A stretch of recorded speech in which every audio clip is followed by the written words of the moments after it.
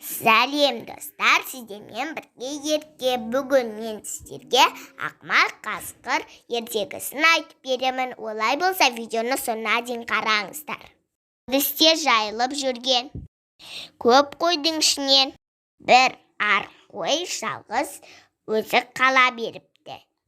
Қалың шидің арасынан бір қасқыр шыға келіп, жергасым қайдан жүрсің? Іздегенде мұнда кездестір алмас едім. Бұйырған дәмге сөз жоқ. Енді сені жеймін дейді. Қой айтады. Жетім болсан, асалым жеткен екен.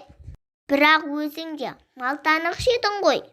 Қарны қампиған, тыртиған, аузында тісі жоқ. Бір асым еті жоқ. Тұла бойы шамдыр. Мені қайтесің? Мені босат. Қоралы қойға қайтайын. Саған алып кеп тартайын. Жылы жұмсақты сен жемегенде кім жейді дейді. Жылы жұмсақ деген қасқырды қызықтырып жібереді. Сөйтеді де қойды босатып қояды. Қасқыр жотынып қойдың қозысын күтіп отырады. Бірақ қойда қозы да жоқ. Қасқыр түңіле бастайды. Қой баласы момын ғой. Алдауды білмеуші еді.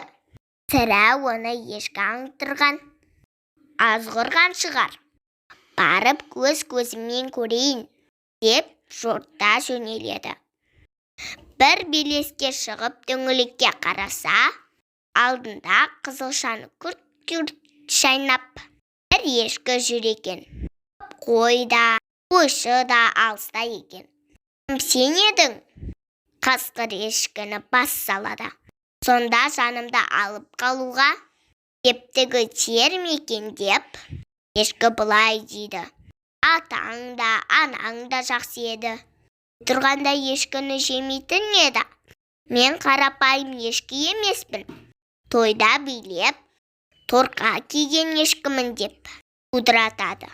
Ешкі билейді дегенді естіген емеспін. Мұндай өнерің болса көрсет. Қасқыр таң қалады. Ешкі болса, ендеше көз алдармай аяғыма қарап тұр. Мен бір секіріп билеп берейін дейді де ешкі болай секіріп қашып кетеді. Сол арада қойшы да кеп қалып, ешкі аман қалған екен. Ал ақмақ қасқыр болса тамақсыз қалыпты.